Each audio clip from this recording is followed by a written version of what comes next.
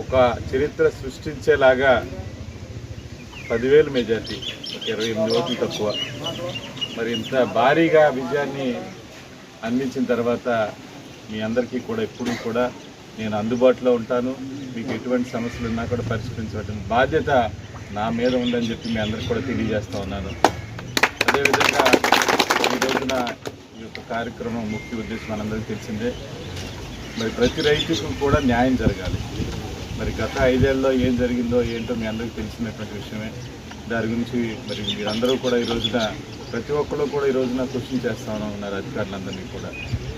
ఏదైతే మరి గతంలో జరిగినటువంటి వాస్తవంగా అప్పుడు తప్పులు జరిగితే మాత్రం తప్పకుండా వాటన్నిటి మీద డెఫినెట్గా మనం యాక్షన్ తీసుకోవాల్సిన అవసరం ఎంతైనా ఉందని చెప్పి మీ అందరికీ కూడా తెలియజేస్తా ఉన్నాను.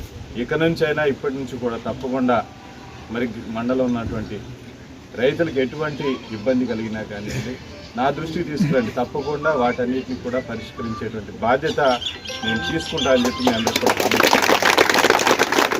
ఎవరికి ఎటువంటి అన్యాయం జరగడానికి వీల్లేదు. ముఖ్యంగా మన నియోజకవర్గంలో అందరం కూడా ప్రజలందరూ కూడా వ్యవసాయం మీద ఎక్కువగా ఆధారపడారు. కాబట్టి మనందరం కూడా వాళ్ళ కోసం మరి ఇక్కడ ఉన్నటువంటి నా ముఖ్యమైనటువంటి నాయకులు ఎవరైతే ఉన్నారో వివిధ హోదాల్లో ఉన్నటువంటి బాధ్యత కలిగినటువంటి నాయకులు ఎవరైనా వాళ్ళందరూ కూడా బాధ్యత తీసుకుని ఎక్కడన్నా ఎటువంటి అన్యాయం జరిగినా కానీ వాటన్నిటినీ కూడా ఇబ్బందులు లేకుండా రైతులందరికీ కూడా న్యాయం చేసేటువంటి బాధ్యత మనందరి మీద ఉంది. ఎందుకంటే ప్రజలు ఒక నమ్మకంతో మనందరం కూడా ఈరోజు గెలిపించారు కాబట్టి, ఒక మంచి ప్రభుత్వాన్ని కూటమి ప్రభుత్వాన్ని ఏర్పాటు చేశారు కాబట్టి తప్పకుండా వాళ్ళకి న్యాయం చేసే దిశగా మనందరం కూడా నాయకులందరూ కూడా కృషి చేయాలని చెప్పి కోరుకుంటా ఉన్నాను.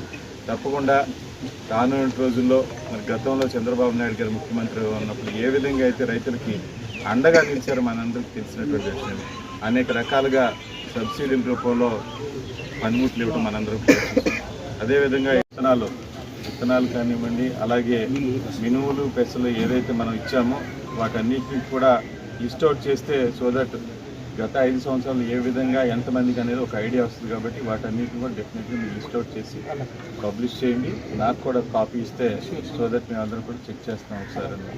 ఎట్లాగ మన రివ్యూ మీటింగ్ కూడా పెట్టుకోవాలి. అందులో కూడా మీరు పూర్తి డేటా తోటి నా దగ్గరికి వస్తే మన అందరం కూడా ఒకసారి రివ్యూ చేసుకుందాం.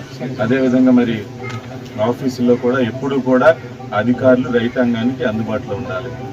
వాళ్ళ అవర్స్ ఏదైతే ఉంటే మార్నింగ్ నుంచి ఈవినింగ్ వరకు డెఫినెట్గా అందుబాటులో ఉండి ప్రజలకు సేవ చేసే విధంగా డెఫినెట్గా ఉండాలి. లేదంటే తప్పకుండా వాళ్ళందరి మీద యాక్షన్ తీసుకోవడం జరుగుతుంది.